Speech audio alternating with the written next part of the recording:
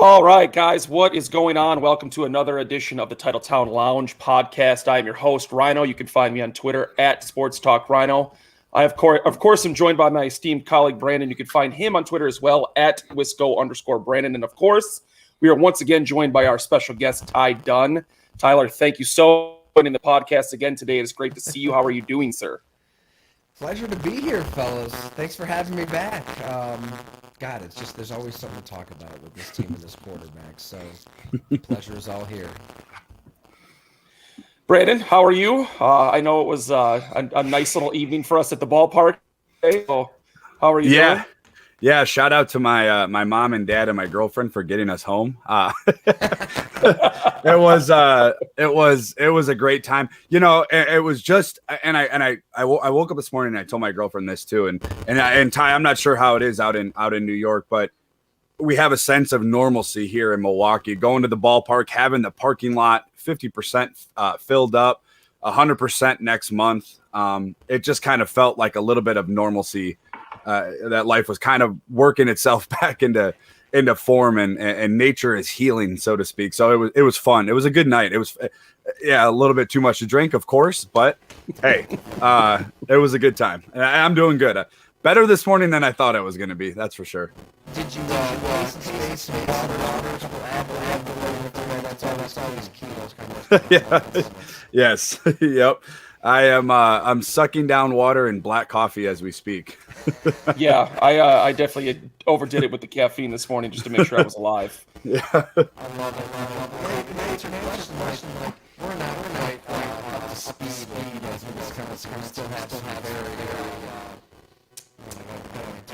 we have the state here.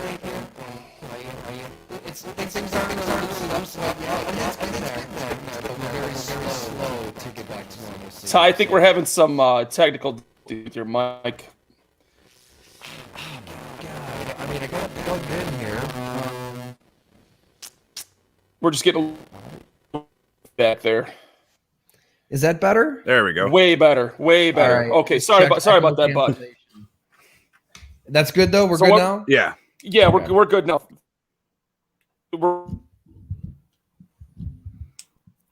Technology at its finest.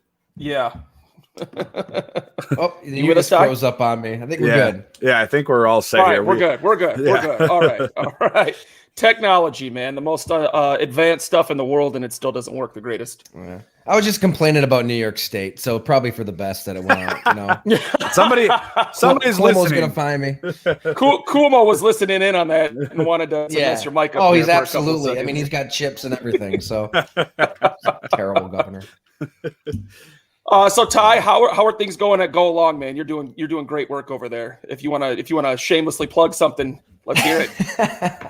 Hey, well, thanks so much, fellas. It's great to have you on board. I mean, we've been trying to cover this Packers stuff, right? I mean, this is the number one storyline in sports, and it's not even close. So I just, I have a lot of relationships around the team, around the quarterback, around Jordan Love.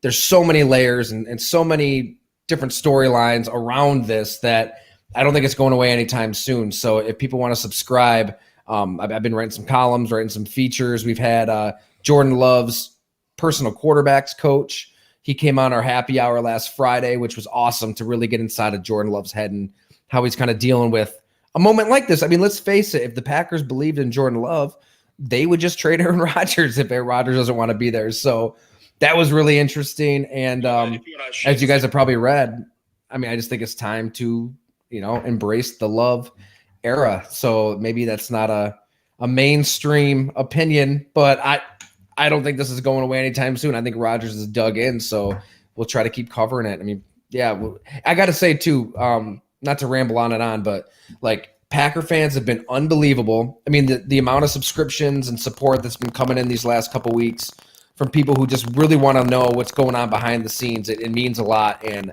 definitely thank you for subscribing, everybody, and keep it coming because we're going to keep the stories coming for sure. So, Tyler, you've obviously had a relationship with the franchise for a very long time. You did work exclusively with the Packers in your time in Wisconsin. What are you hearing from within the organization about the scenario? I mean, obviously, stories come out of left and right field for the last couple of weeks since the NFL draft. We don't know what is true. We don't know if it's speculation, rumor. What are you hearing from people in the franchise, and what can you tell us actually is fact about everything that we've heard so far? I think the substance of Adam Schefter's initial report is 100% true. I mean, we can debate the timing and where it came from, and that's a whole other story. But I mean, I think everybody is kind of hearing the same thing, whether it's myself, people in the local media, people in the national media. Aaron Rodgers does not want to be there.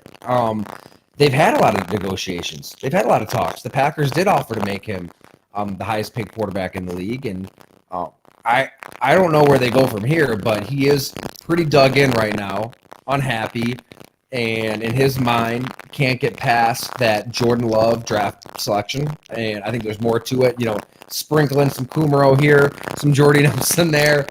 I believe everything I've been told is that he believes he deserves more of a say in how this team is run. The Packers traditionally have that Packer way philosophy. I talked to Ron Wolf last week about the origins of the Packer. I mean, the GM picks the players, the coaches coach the players play. It's a system that works. It's a system that's led to more playoff appearances than any other team in the NFL since 1990. Yet, that's where we're at. I think it's those two converging, factors. We have a quarterback who is an all-time grudge holder, for better or worse. It's part of what makes him a great quarterback, but he holds that grudge. And you have a team that is run a certain way that isn't necessarily going to welcome an Aaron Rodgers into the draft war room and hand him a glass of scotch and say, who do you want us to draft? And that's where they're at right now. And I don't know how this ends. If I'm Mark Murphy, I don't just fire the general manager because the quarterback doesn't like him. I mean, that would set an all-time terrible precedent as a franchise. If I'm Aaron Rodgers, my apologies to interrupt, bud. I apologize about interrupting. Your mic is crackling again. I'm so sorry to interrupt there. Problem. I'll try to get. I just wanted to give you. I got to go right in the system. Nope, that's all right. Because you were saying some very interesting things to make sure that our listeners are able to hear you clearly, because what you're saying is stuff. So I wanted to give you a second to see if we could get that corrected. But yeah, basically, I mean, there has been a lot of stuff that has come out, especially with Adam Schefter and him kind of releasing that bombshell on the Dan Patrick show about he didn't really cite anybody as a source. A lot of it was hearsay that he had been hearing since the end of the season, since the NFC Championship game. So it's good for somebody who has been involved with the franchise, who speaks with people with the franchise, to get clarification on what we do know as fact. So go ahead, Ty, hop back in there if you want. Yeah, I hope I sounds good. I'm not sure what I'm doing wrong here. No, you sound way better. No, you sound way better now. So go ahead. I didn't really push any buttons, but we'll take it as long as we can. Yeah, I just think that, the substance of it is absolutely the case. I mean, he is extremely unhappy, and the Packers, they're run a certain way. They're not just going to bring you into that draft war room and say, who do you want to draft? The general manager is the general manager for a reason. I can't see Mark Murphy stepping in and just getting rid of Brian Gutekunst or naming Aaron Rodgers co-GM. I mean, you hear some of this BS floated around. It's like, what? No, I mean, Aaron Rodgers is it's not about winning. It can't be. I mean, you're not going to go to a better situation than Green Bay. What Gutekunst has done with this roster, let's think back to 2018 and how bad. I mean, it was a rough roster when they went 6-9-1. I mean, they needed a lot of help. They've drafted well in a short amount of time. They've added the right veteran pieces. He's doing a very good job. I would think Mark Murphy sees that. So it's not about winning. It's not about money. It can't be when they're reportedly offering him the most money any quarterback can make in the NFL. I think it's about, Aaron Rodgers would love for them to admit they should not have drafted Jordan Love, and wants them, this is me saying it, an educated guess of sorts. I mean, I think this is where we're at right now. He wants him to admit that mistake by structuring his contract in a way that renders Jordan Love irrelevant, gone, a mistake, done. And Green Bay's not going to do that 1 year in. They're not going to give up on Jordan Love 1 year into this thing. Heck, they didn't give up on Aaron Rodgers 1 year into his rookie contract when he was terrible in training camp and did not look as good as a Craig Nall by all accounts. Then, they're in it for the long play here, and Aaron Rodgers is trying to like expose them for a mistake in his mind. And I don't know how this ends. Like, I can't see. I mean, there's always that chance that Aaron Rodgers like has a sit down with a friend in the media and says it was all a bunch of smears and fake news and don't believe it. He's given himself that plausible deniability because he hasn't talked. He hasn't said anything himself. It's all been anonymous. So that's always an option. I just don't think we're going to get there. I think that he is pretty dug in. And at some point, Green Bay is going to have a drop-dead date in their mind to move forward as a franchise. I don't think you can let this linger into training camp. Do you think this is because, obviously there's been rumors, even going as far to speculate on Aaron Rodgers' past relationships with Danica Patrick and Olivia Munn. Do you think this is a control thing for Rodgers? He's not happy because he's not enjoying the situation in Green Bay. I don't know about, how the relationships factor into everything. I was told by somebody that he's just kind of flatly tired of Green Bay. 16 years of being in this organization, a lot of good, but I think he's at a point where he's just kind of tired and kind of feels like he is maybe entitled to having a say. And that's a debate that can be had. I mean, I remember once upon a time absolutely believing, heck yeah, Brett Favre should have a say. You're not getting those renovations at Lambeau Field without Brett Favre. Like, they're an irrelevant franchise. There's a chance that they're an irrelevant franchise without Brett Favre. Like, the free agency, and if you don't have that quarterback, where are they? If he doesn't exist, like, I get that, but the more you think about it, it's like, the Packers have to look out for the Packers. Like, they saw a quarterback at the end of 2019 not playing like he used to in Week 17 against Detroit. Not really looking necessarily that great in that NFC Championship game. And in that second half, telling Matt LaFleur, I got it, I'm going to call the plays. Like, he just kind of took over the play calling in that second half. I think they saw all this, and they're like, all right, we got to think about ourselves. We would be doing the franchise a disservice if we didn't consider the long-term health the most important position in sports. And they believed in Jordan Love, so they took Jordan Love. And if anybody should understand the significance and importance of that. We're getting bad on the mic again, Ty. Oh, man. I'm so sorry, bud. I'm so sorry. We're getting bad on the mic. Yeah, I don't know what to tell you. Like, I've got the audio on echo cancellation. You know what? Do you have your cell phone? Do you have your cell phone? I do. That could be it. Man, I don't know if that's any better. I could go to my normal Mac mic too. We'll give you a second, but I apologize about that. We'll give you a second. While Ty is figured out his technical difficulties here, basically we're just talking about the Aaron Rodgers scenario. Ty has a lot of experience with the franchise, a lot of contacts that he's able to speak with. So we're just getting put on the Aaron Rodgers scenario. Ty, are we good to go? I think you got to go in. There we go. I just took my microphone out, so we're working off the computer right now. Maybe that was it. All right. So back at it. We got a good mic going. Go ahead and jump back in there, Ty. Yeah, I forget where I left. The Packers, they have to look after the long-term health of the Packers. Like, and you did see some signs there at the end of 2019, like Week 17 against Detroit, the NFC Championship game. Him telling the head coach, I'm going to just take over play calling duties in that second half. There's enough there where you can say we've got to look after the Packers here and draft Jordan Love because we believe in Jordan Love. And if anybody should understand, that is Aaron Rodgers. Like, that's what's so fascinating about this. If anybody knows the importance of thinking ahead, it's the quarterback himself. And he has the ball in his hands, which is – it's kind of strange. Like, he's not getting forced out. Like, the Packers want him to be the quarterback. That's genuinely what they believe. Like, they want him to be the quarterback there as long as he's playing like he was in 2020 or anywhere near it. As long as he's an MVP or throwing 30, 40 touchdowns and 5 to 10 picks, he's going to be the quarterback, and they'll have to trade Jordan Love. So I don't know what he's necessarily afraid of or I thought Ron Wolf put it pretty well in our conversation. He's got a quote burr in his saddle about something and that tells me he's not going to change his mind at this point. Training camp's going to be here before we know it. And if I'm Green Bay, man, at what point do you quit saying at the microphone, We want it back in the worst way. And I mean, it was like Matt LaFleur. I thought he was going to have a tear coming out his eye. Like at some point, you have to just move forward and be decisive, because guess what? Every one of those players in the locker room, they're watching your every move. That was Brandon, go ahead and jump in there. Yeah, that was, again, talking with Ty Dunne. If you guys aren't subscribed on Goal on TD, I would highly recommend it. The guy is phenomenal at what he does. The Ron Wolf piece was probably one of my favorite pieces, Ty, that you ever – I actually read it twice because the quotes in there that you got from him were just phenomenal. I mean, he's quoted as saying, quote, "You couldn't be in a better place." And he's absolutely right. From a guy that, revived that franchise, revived that city in 91 with, doing what he did in the 90s with the Favre and Reggie White.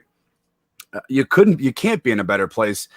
And while this whole thing is going on, I keep asking myself, what does Adarius Smith think? What is Adrian Amos thinking? What are these guys? What is David Bakhtiari thinking? I mean, he just signed his 4-year extension to make him the highest paid left tackle for about, I don't know, 2 weeks it was until Trent Williams signed his. But so it has a ripple effect, I think, in the locker room, because you're looking at, yes, we all sit here, and I'm an Aaron Rodgers fan. I love the guy. I think obviously his play on the field is phenomenal. In my opinion, I've said it on the Zoom happy hours every Friday on GoalOnTD.com.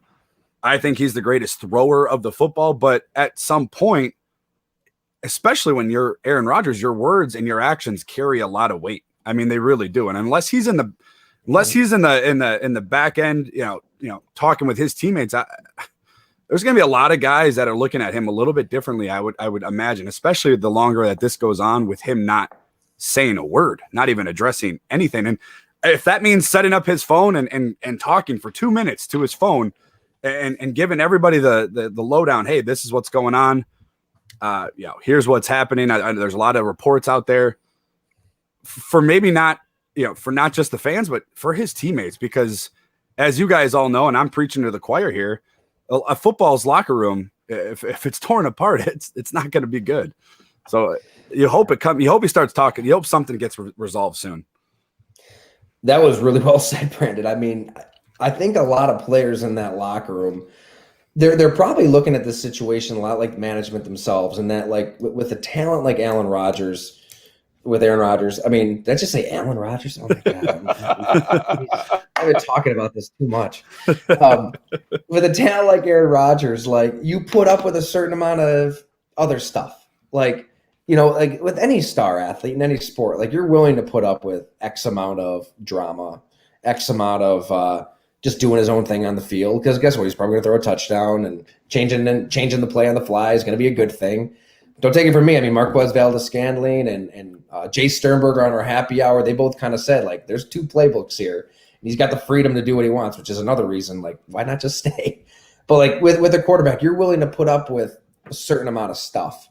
At what point is too much? Is it too much? Like, at what point, if you're Brian Gutekunst, if you're Mark Murphy, if you're Matt LaFleur, do you look at the locker room dynamics that you just laid out there, Brandon, and say, this could be a problem? Like, we have a team to run. We have an organization to run. And the longer this drags on, the longer, this report's coming out and that report's coming out. And the Packers aren't putting these reports out.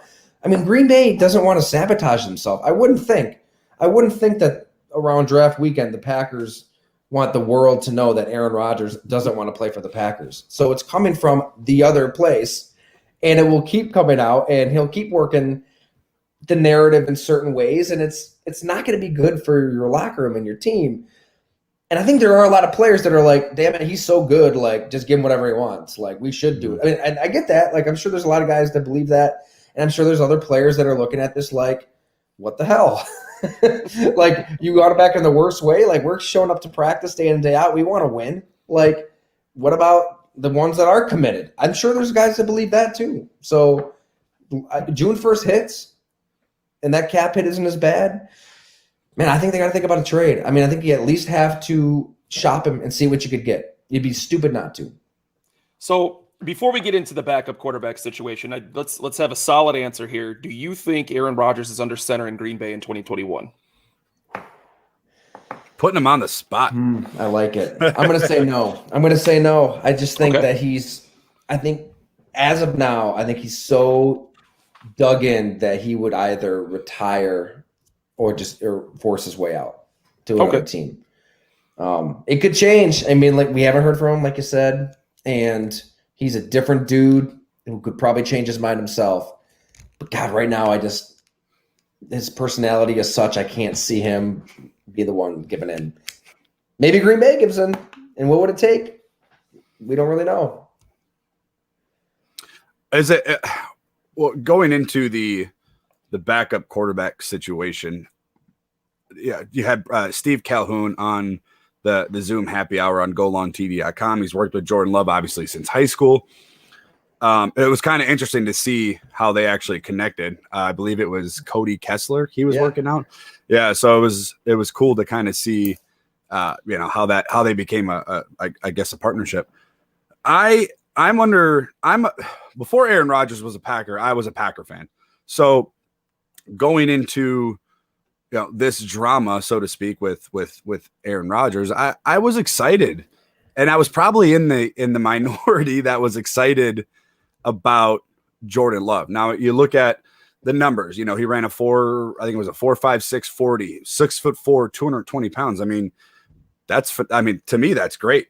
When you look at him going into this year, possibly being either that backup or that starter, we don't know as a fan, maybe some media do not know what we have in Jordan Love. Do you think the Packers know what they have in Jordan Love? Like, do they look at Jordan Love like, okay, obviously in practice, we know what he's got, but we have not seen him under center.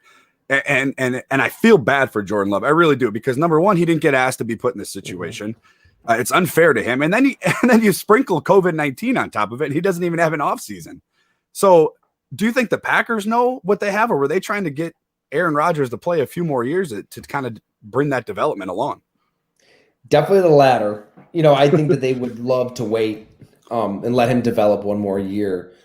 But I don't think they really know what they have. I don't. I mean, I think it was pretty rough at times in practice as a rookie. But he was running the scout team all regular season. I mean, he's literally pretending to be somebody he is not. Like, he doesn't have a chance to be a gamer. And those who know Jordan Love best, whether it's Steve Calhoun, Mark Ross in our story, I mean, he loved him out at the draft. He's worked for the Giants, Eagles, Bills. He's at NFL Network now. He had him ranked way ahead of Tua and Justin Herbert. I mean, he just thinks his game it's perfect for the NFL because he can improvise and he can, shuck a guy off with one arm, have the ball flailing around in the other, gun it across his body, that kind of stuff. Like, you're not going to see that in practice on the scout team. And it was rough, I'd imagine. I had players tell me it wasn't necessarily pretty, but even they will say, like, they've got to, like, let him play. I think the coaches were in his ears so much through that rookie season, trying to teach him the offense while he's trying to be somebody else. And it's like, there's no preseason games. I mean, like you said, COVID just kind of took a blow to the offseason in general. So he's back. I mean, he's going to be there for OTAs. He's going to be throwing passes to Devontae Adams, and he's going to be handing the ball off to Aaron Jones, and he's going to be running the Packers offense. I think that's going to give the Packers a really good opportunity to see if he could be their starting quarterback. If they see a lot of progress and the stuff he's done with Steve Calhoun out there in California, I mean, they're throwing multiple times a week. Matt LaFleur has been giving him plays to run, drills to run, trying to simulate the real thing as much as they can. If they see that kind of stuff in OTAs, it's going to help you. It's going to help you make a decision with Aaron Rodgers. I mean, I know that we all are kind of like poo-pooing the Blake Bortles signing because Gutekunst said, like, well, that they needed to add somebody anyways, and that's true. I mean, they needed more quarterbacks. I don't think it's a coincidence, though. I mean, Nate Hackett was his offensive coordinator in Jacksonville. They had a really good relationship. I can remember talking to Hackett when I was at Bleacher Report. I mean, he loved Blake. I mean, they had a really good relationship. And they bring in, was it Kurt? Bettenkurt or something like that. Yep. From Atlanta. I mean, he was a promising guy out of college. They've at least set up a system where they could theoretically move forward if the right trade is there. They're not going to say that publicly, but they could if they see what they want to see out of Jordan Love and OTAs. See, and again, and there's a lot of Yeah, going back, everybody's a draft expert last year, whether it's local radio, local media, national media. Everybody was clamoring for the Green Bay Packers to take a wide receiver. Oh, you need T. Higgins. You need name a player, whatever. There was rumors or reports that they were going after Justin Jefferson, and how much different, would we be in a position that we are now. But, and then obviously they draft Jordan Love, and it's so I'm turning into a Jordan Love defender, and because I love this team and this franchise more than one player. Of course, I'm speaking about Aaron Rodgers. I was a Packer fan before Aaron Rodgers, but then I get mad at people on the dark web. It's what I call Twitter and Facebook, the dark web, because they're like, oh, he Utah State led the FBS in interceptions and yada yada yada. I'm like, but then I'm looking at it, I'm like, guys. Tua goes into Alabama.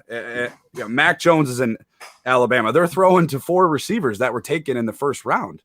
I mean, do you think that had he gone to a Power 5 school, maybe in Alabama, Clemson, Florida, something like that, would his numbers be a lot different? Would his draft stock be a lot different going into last year? I think so. I mean, I really respect Mark Ross's opinion. I think he's as sharp as it comes and speaks freely, as a former personnel man. And he made that exact point that you just had there, Brandon. Like, he believes that if Jordan Love was in Alabama and he's throwing the ball to Devontae Smith and Jalen Waddle and God, who else? Henry Ruggs and right. I mean, they're loaded. I mean, it was insane. I mean, Jerry Jeudy, you're talking 4 first-round picks. Like, that's nuts. If he has that and he's got that offensive line, he said he'd be a Heisman Trophy winner, like hands down. And then if you would have put Tua in Utah State's offense, it'd be disaster. I mean, it was bad. He had that last year. I mean, 4 linemen had left. His top 3 receivers, his starting tight end, his starting running back. I just watched some of that Utah State stuff on YouTube. You can find the full games and every snap. I mean, that LSU game when they lost 42-6, it was brutal. I mean, there's a guy in his face every single play. And as Steve Calhoun kind of said on our happy hour, like in that game, Utah State's coaches were having him run like a quick game. They weren't even letting him kind of be himself on top of that. It was just a recipe for disaster. So, like, it comes down to what you believe. Like, do you believe that he should have been able to rise above all of that circumstance and put up great numbers that last year? Or do you believe that the circumstance was as such where it's so bad that it was a miracle he could even produce what he produced? And every play is a freelance. Every play is the jumper away, fading to one side of the left in basketball, like the contested 3, like Ross put. I tend to believe him. I think that you saw him play so well the year before with David Yost that you know that he can make every single NFL throw that you need him to make. That it can almost be a good thing to see what it's like in those adverse situations. Which is funny though, is because like the people that bash Jordan Love, they're like, wow, look at what he did at Utah State. Well, he didn't have, like you said, 4 offensive linemen. He had 3 offensive coordinators while he was in Utah State. These are the same people that are sitting here telling you that you need to draft weapons for Aaron Rodgers. Now, does that make sense? I mean, you're kind of you're contradicting yourself. Again, I'm not going after Aaron Rodgers. I'm going after mostly local media people that are sitting here saying Jordan Love sucked in college, but he didn't have anybody around him. Like Ty said, he had 4 offensive linemen out, 3 different offensive coordinators. But then you're on the other side of the fence saying, well, Aaron Rodgers needs more weapons. You got to pick one. There was one such local media member that I believe he said that Brian Gutekunst needs to publicly apologize. So he said that. I know exactly who you're talking about. He said it multiple times. Yeah. I'm sorry. That's just unbelievable. I mean, sorry about the technical difficulties, guys. I'm sure I missed some great stuff there. I kind of just went dark on the old internet, but so I unfortunately missed what you were covering. But I would like to touch base on the Blake Bortles signing just for a couple of minutes and get your thoughts on if we do get rid of Aaron Rodgers, if we do move forward in 2021 at the quarterback position, who is going to be under center? Who's going to be starting? I think it's up to Jordan Love. I mean, if he looks good in OTAs and minicamp and starts training camp strong, I mean, you got to give him those first team reps. You got to see if that athleticism and that strong arm and everything you drafted, that special stuff that's inside of him, if you see that, I think you just got to roll with him at this point. If it looks like things are coming a little too fast still, and it's tough for him to process at this point, I think that, you start Blake Bortles. I know I'm hedging here. I mean, I'd just be guessing. I think it's worth throwing him into the fire. I mean, he already sat a year. Quarterbacks today, like they don't wait 2-3 years like they used to. I think Green Bay would have loved to have waited another year on Jordan Love. Like that would have been their preference, especially with Aaron Rodgers coming off an MVP season. But I mean, you drafted him for a reason. Like when you make that pick, I think you know the ramifications if you're Brian Gutekunst and the Green Bay Packers. Like, your ass is on the line. Like, you are judged by this pick sooner rather than later. And he's going to learn by doing. I mean, he's not going to learn by holding the clipboard. So if he's remotely ready, I mean, I think you have to play him. Blake Bortles isn't a bad backup plan. I mean, him and Nate Hackett have a great relationship. I know we all love to make fun of Blake Bortles, but like he did a lot of good things when they went to the AFC Championship game for what he is. I mean, he can be good enough in that role, but it's about Jordan Love. I mean, that's why you took him in the first round. I have made the statement that no other starting quarterback taking over a team for the first time, no other quarterback has taken over a better team than what Green Bay is prepared to offer Jordan Love in 2021. Do you think that is true? Yeah, I mean, this is a perfect situation for, all the receivers, all the backs, all the line. I know there's the reports that Aaron Rodgers wants to try to, get guys to join him wherever he'd go. But at least for right now, this season, like, it's a pretty damn good spot to be in. And I think Matt LaFleur's offense is really, really good. We've seen it, but a lot of this offense is Aaron Rodgers just audibling to a play from 2016 that Devontae Adams sees out there too. Like we've seen it, but we really haven't seen it. You can go run heavy. I mean, you've got two backs and Aaron Jones and A.J. Dillon who hit you in different ways. I mean, Jenkins is one of, if not the best guard in football, interior lineman in football that can move around. There's a lot to love. Like, I think that's kind of getting lost in this is they've really built up a lot of talent on this roster. Maybe Aaron Rodgers thinks he's the reason for those 13 wins in back-to-back years, and he's the one who made everybody better. But I think you have to look at these players for what they are, and I think that there's a lot of talent. That's kind of something that bothers me. And I'm sorry, Rhino, if I jump. No. Go ahead. Kind of hitting off of what Ty just said. Prior to Matt LaFleur getting to Green Bay, people forget it was pretty rough. Not only from a stats standpoint with Aaron Rodgers, but as an offense as a whole. I don't think Matt LaFleur gets enough credit for what he has done in Green Bay. I think national guys look at the Packers and they're like, oh, they have the best offense in the National League because of Aaron Rodgers, but they don't look 2 years prior to that. And, he had, 28 touchdowns or 25 touchdowns, something really, uncharacteristic of him. I believe he was even on the Pat McAfee show saying, a down year for me is a career year for a lot of guys. So it does bother me a little bit. Again, I feel like I'm going against Aaron Rodgers in every argument I'm making, but I just feel like Matt LaFleur does not get the credit because I do believe, yes, Aaron Rodgers won the MVP in 2020. I think a big chunk of that is owed to Matt LaFleur for implementing the system, which is perfect for Aaron Rodgers, really for any quarterback. I mean, it took Jared Goff to a Super Bowl. No offense to Jared Goff, but it took Jared Goff to a Super Bowl and Jimmy Garoppolo to a Super Bowl. It also helped Matt Ryan win an MVP. Exactly. Yep. Exactly. I don't know. I mean, it seems like a perfect situation if you're Aaron Rodgers at this point of your career. Like, the grass isn't going to be greener in Vegas with John Gruden, and you got to spit out 48 words for one play, and I mean his vice grip on the position is like, oh my god! Like, I'd like to see how long that lasts with the players that he has there. I mean, they just gutted their offensive line too. Mm-hmm. I don't know. I mean, that just tells me he's just done with Green Bay. I mean, it'd be really easy for him to come out and just say, I'm staying. Like, everything's great. Like, ignore all that stuff. And he hasn't. So we have to assume he wants out.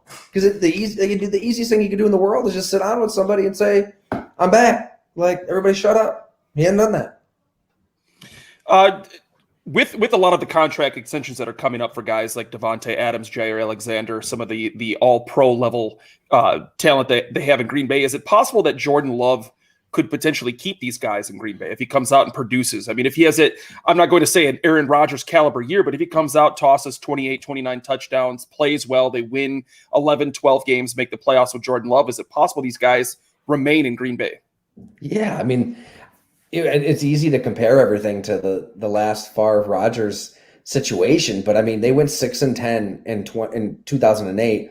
But Rodgers had a pretty good year. I mean, he ran the offense, and it was exactly what Mike McCarthy wanted. He had a ton of talent all around him, just like Jordan Love would have now, and he took advantage of it. He put up good numbers. I mean, it wasn't, yeah, they lost a lot more games than they wanted to, but like there was hope. There were signs that they made the right call despite everything. I think if Jordan Love gives you those signs of hope, then yeah, if you're Devontae Adams, I would want to stick around a 22, 23-year-old Jordan Love more than follow a 40-year-old, 41-year-old Aaron Rodgers. I mean, and we'll see how he does somewhere else. Might not be as good as it was in Green Bay.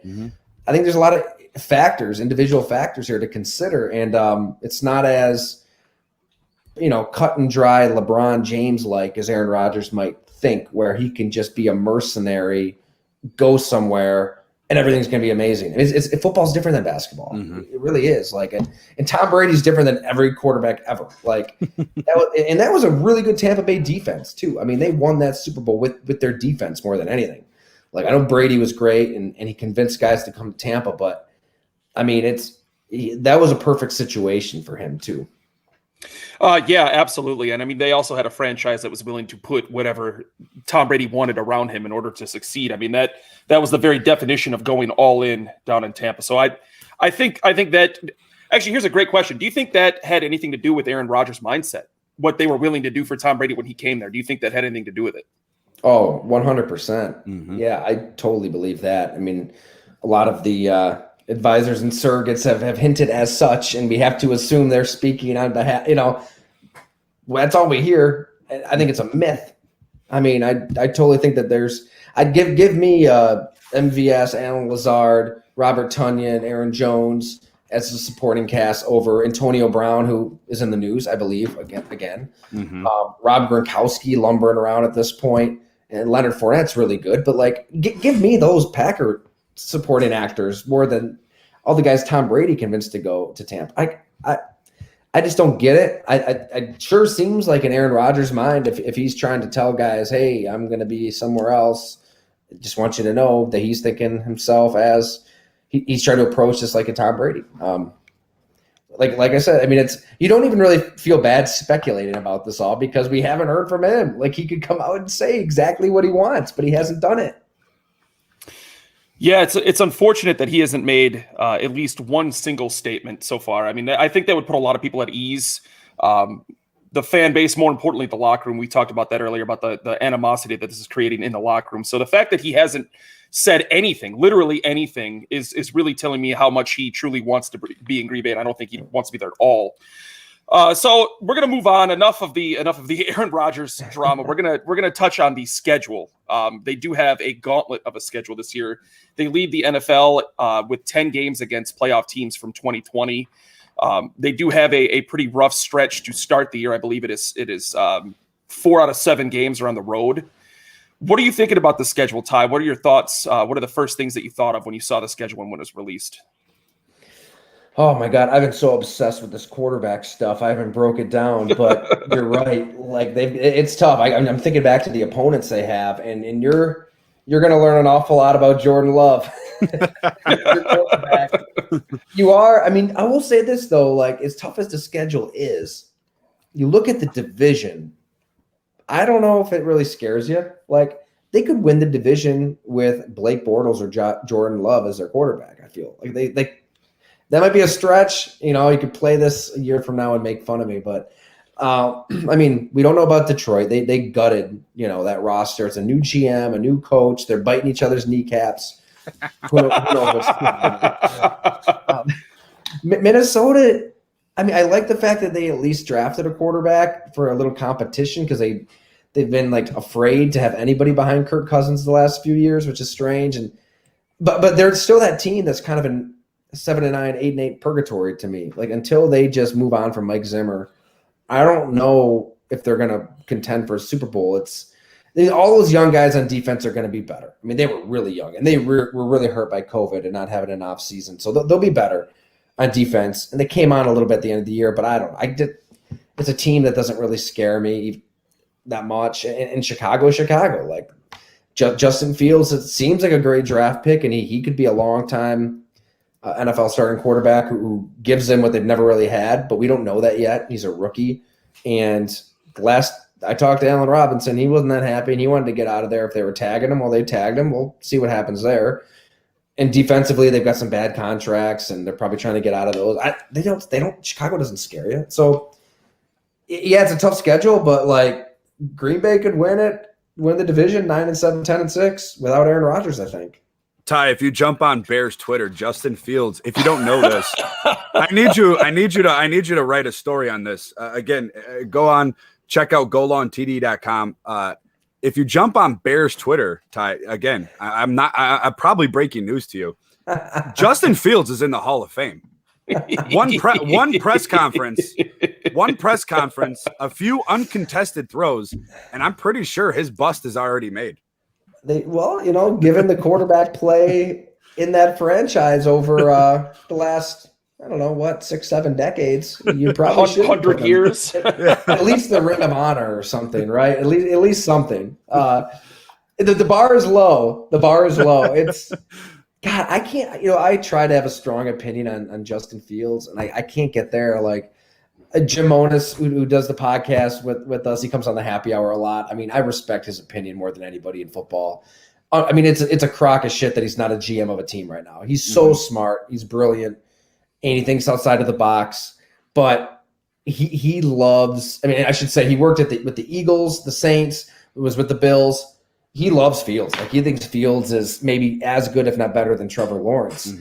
But to me, it is kind of weird then that he fell to where he did. And I know there were teams that didn't necessarily need to draft a quarterback between, Trey Lance and him. But I feel like if he was this can't miss guy, somebody would have taken him. And there's something that maybe we're missing. So I'm not ready to get on the bandwagon fully like Jim is.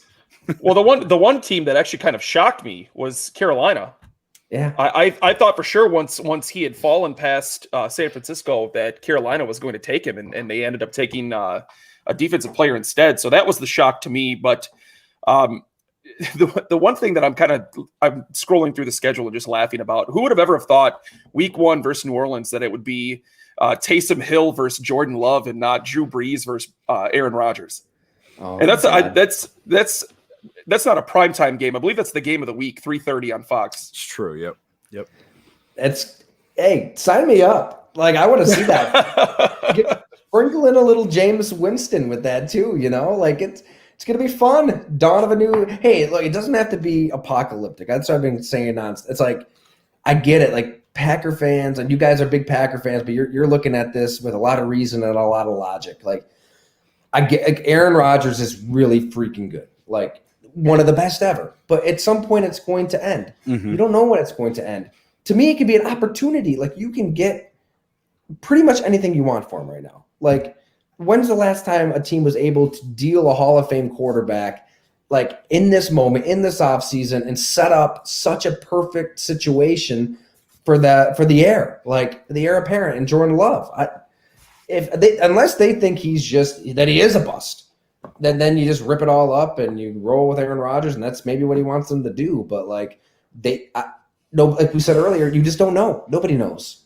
So heck, embrace him like you did Aaron Rodgers. It's a little sooner than you expected, and yeah, bring on that Taysom Hill, Jameis Winston, Jordan Love quarterback duel of sorts, because that'd be fun. Well, go ahead. No, I was just going to kind of go off of what Ty was saying. Just looking back, again, I'm not trying to like become a Ty Dunne fanboy, but that Ron Wolf piece was it was phenomenal. And it got me thinking a little bit after reading it. If you look at the last few 30 years or so, every one of these GMs that outside of Mike Sherman, Ron Wolf married to Brett Favre, Ted Thompson married to Aaron Rodgers. Brian is obviously Goody is tied to Jordan Love. At some point, that's got to come to fruition. Now, whether it's Aaron Rodgers becomes the host of Jeopardy or gets traded or whatever, at some point, Gutekunst is going to be like, okay, like this is my guy. I went up to get him. Here we go. Like Ty said, again, Tom Brady is weird. Like, not many players are winning Super Bowls in their mid 40s. So at some point, unfortunately, Packer fans, if you are listening, and I know you guys all are, we're spoiled, okay? Especially a guy like me who was born into the Brett Favre era, literally. Never. I think I've experienced like 2 losing seasons, maybe 2 or 3, something like that. Not many. So we are spoiled, and Ty's absolutely right. At some point, it is going to end, and if you can get a king's ransom, not sitting here saying I want you to trade Aaron Rodgers, but at some point, it's probably going to happen. I mean, if you wanted to make one more run at it this year, I guess you could say it's worth it. Like if you think it's you've got this disgruntled quarterback, but that's even saying if Aaron Rodgers was say he's willing to play one more year, which doesn't sound like he is. I don't even know if you'd want that if you're Green Bay. Like what kind of damage could you have in the locker room with a quarterback who clearly doesn't want to be there and is clearly going to be gone after this season? Like, wouldn't you rather you're not going to get this trade in 2022. You can get it now. I think that San Francisco stuff, man, it seems like there was a little bit more meat on that bone than we all thought. Like he could have gone to San Francisco, and you're wondering, man, should they have taken that? Like, I don't know what the offer was, but say it was the number 3 pick, and they've got so many great talented players. I mean, you could throw in whoever. You wonder, should they have taken that? You're probably not going to get that at this point, but you could send him to the AFC, get a ton. The moment's coming, like you said, Brian. Like it's coming. Like he's not going to play forever. At what point do you have to stop fawning over him and begging him to come back? And because that is a detriment to your team. They've got to be getting to that point. Real quick, Ryan, and I'll let you get to it. I just want to make this statement to Ty and kind of get his reaction. I made this statement a couple weeks ago. We did the Sunday after the draft. And I said, you never heard, there was never any dysfunction all year. Aaron Rodgers and Matt LaFleur were hugging each other on the sidelines, and Rodgers was all over his teammates.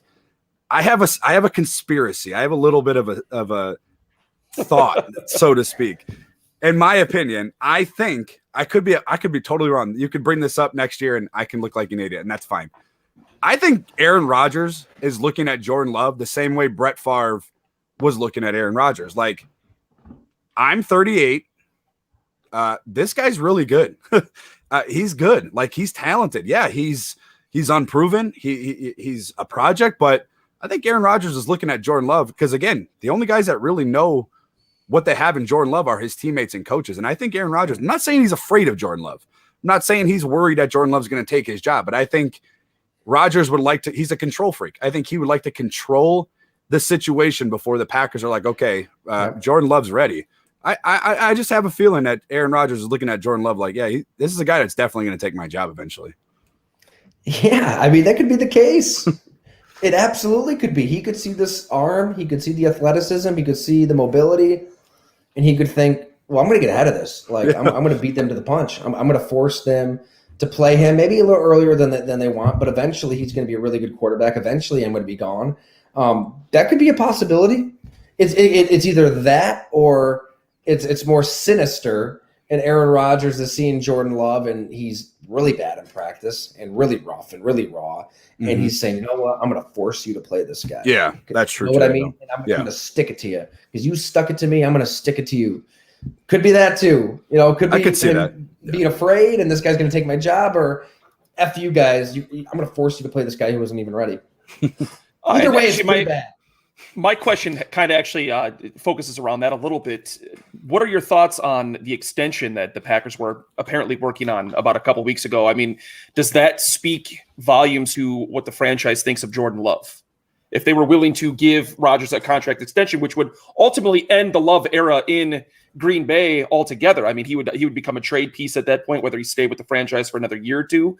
If they were willing to extend Rodgers to what ultimately would be the end of his career, does that give you a thought on what they view in Love right now? And I don't know the details. I wish I did on what that extension entailed, because if it was set up that way where he was locked in and Jordan Love was rendered a mistake and you have to get rid of him at this point and a bust and all that, I mean, I think that's what Aaron Rodgers wants. I think he would take that. So I don't know if it was that. Maybe it was a situation where Green Bay was willing to pay him more money than anybody else, but they had those outs right? They could still kind of bail on it at some point, and that's what Aaron Rodgers doesn't like. I'm kind of guessing here. I don't have the details myself, but the fact that Green Bay is willing to extend him, you're right. Maybe that's not a ringing endorsement of Jordan Love. Just like Matt LaFleur saying we want Aaron Rodgers back in the worst way and being pretty emotional about it isn't an endorsement of Jordan Love. But I don't think they even know what Jordan Love is yet. You haven't even been able to see him be himself. That's why this spring and training camp are so important. I mean, you're going to know a lot about him in that setting, and then you're going to have to play him. I mean, he's going to have to learn by doing. Have you had a chance to check out any of the other guys that they have brought in so far for quarterback? I believe they just signed Bankert is his last name. Have you had a chance to look at any of these guys, and what are your thoughts on them? I liked him in college a lot. I mean, yeah, he's not just a scrub. I mean, he was somebody. God, where was he drafted? I mean, he was drafted. He's not just like a camp arm. He's there for a reason. Blake Bortles is there for a reason. I feel like they're setting up a situation where they could move on from Aaron Rodgers. Doesn't mean they are absolutely going to move on, but to have a veteran who took a team to a conference championship game and knows the offensive coordinator that well, to have another young quarterback with a little bit of promise, that's worth having in there. And then obviously Jordan Love is the huge, beautiful mystery. I mean, he's the real beautiful mystery here. Like, they have a system there where they could trade Aaron Rodgers if they have to. They're not going to say that, but they could. So here's a good question then. I argued that the Blake Bortles move had nothing to do with Aaron Rodgers. What are your thoughts on that? I know that I think it does have a lot to do with it. I mean, they had to bring in somebody, right? They had to bring in a quarterback. But you're bringing in a quarterback that is so unbelievably familiar with what you want to do on offense. You know what I mean? And it's a quarterback who has started a lot of games. If you were that confident that Aaron Rodgers was going to be back and he's your quarterback, I mean, you're not bringing in Blake Bortles, I don't think. Like, you're bringing in somebody else. I mean, this is somebody that I'm not putting Blake Bortles on a pedestal by any means and saying, get him in Canton with Justin Fields or, but like he has won games with this offensive coordinator. Like, I mean, as somebody it's talked to Hackett, and he's excited about most all things. He's a very optimistic dude. But I think they had a genuinely good relationship, a great working relationship, and get each other. And if they can run it back in Green Bay with all this talent that they have there, like there's a little bit more there than I think we're all led to believe. I mean, the Packers, it doesn't behoove them to come out and say, yeah, we're bringing Blake Bortles in. We don't know what's going to happen with Aaron Rodgers. Like, that hurts their leverage. So, but I think quietly, privately, that there's a reason that he's there. Brandon, did you have anything else you wanted to add? No, I think I've made enough crazy comments and statements. Bears Twitter will be coming at me in a fury. No, I just, guys, like, if you really are just checking out the Titletown Lounge, we're here with Ty Dunne, and honestly, man, the work at Goal on TD is just phenomenal. It really is. I mean, thank you. It's just the inside that you have. If you guys are Packer fans, really fans of football, but Packer fans, Ty's the guy. And I mean, really, I mean, we could get that hashtag trending. Ty's the guy, but it's gonna. Yes, man. Come on now. I mean, I'm checking out the Goal on TD website all the time. It's going to be an interesting summer, to say the least, and it feels like a change in direction for this franchise going forward. It could be paradigm shift. Mm-hmm. It could be, and thanks for saying that, man. If I can just throw in there too, if people are thinking about subscribing, when you do subscribe, a couple cups of coffee a month, 7 a month, 70 a year. We've got a couple Packer players coming up this week on the Zoom happy hours, former Packer players, which are exclusive to subscribers. So I guess I could tease it here. Why not? We're looking at Jonathan Franklin and Jared. Wow. So, wow. Yeah. I mean, two guys I knew pretty well when I was on the beat. I'll tell you what, Jonathan Franklin could have been phenomenal. A great running back. He could have been a great running back. And actually, I think he would have lasted in Green Bay longer than Eddie Lacy did. Yeah, because So- he cared more about. He loved football more than any of I those remember sports. that game. He came in against the Bengals and had 100 yards rushing in one half of football, and I was watching that guy like, this is going to be a good running back. Dominant. And at UCLA. unfortunately, fate had a different plan for him. But he is one of those players that you like to sit back and think what could have been. Absolutely. Yeah. No doubt. I mean, and he's doing a lot with the LA Rams now, so he's staying Mhm. in the game. I just love talking to guys about that transition when they're in football. How do you somehow scratch that itch outside of the game? So, that's going to be a lot of fun. I'll announce it all here soon on our site. And then Jared Bush, I mean, this dude, he's got to be one of the hardest working players in Packers history. To see him up close at training camp and what he would do, putting the vest on, running sprints after he just practiced in 80, 90 degrees for 3 hours, just insane stuff. Yeah. And he's a guy that a lot of fans hated at one point, and then by the time he was gone, they loved him. I mean, you don't see that often. Because Packer fans, if you're not like a Hall of Famer, you're not worthy of consideration. Packer fans are I love them. Yeah. Some of them, some of them are my friends and family, but it's just like, not every player is going to be a Hall of Famer, and it's okay if you draft a player for depth. You're not going to draft Hall of Famers every time. That we've been spoiled as a fan base. That's one of the unfortunate things of having back-to-back Hall of Fame quarterbacks is you start to have that mindset with every player that puts on a green and gold jerseys. This guy has to be all pro or he has to leave.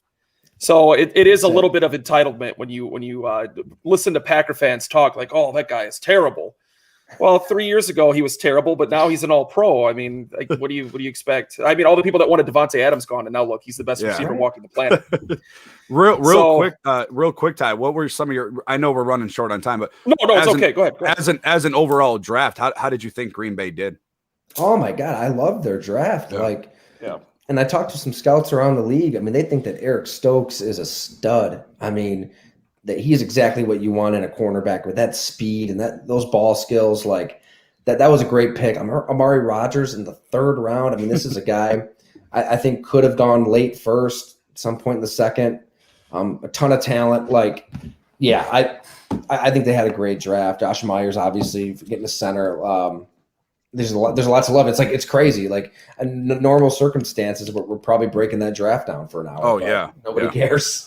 And it's crazy because it's probably one of, again, I don't like to talk about, being the best draft, but it might be one of Brian's best drafts, from a whole. They address needs and they addressed, they address them with really good players. I mean, Josh Myers is an absolute monster at center, and getting TJ Slayton in the 5th round, I thought was a great pick. And minus this Rodgers drama, we're probably talking about how great that draft was.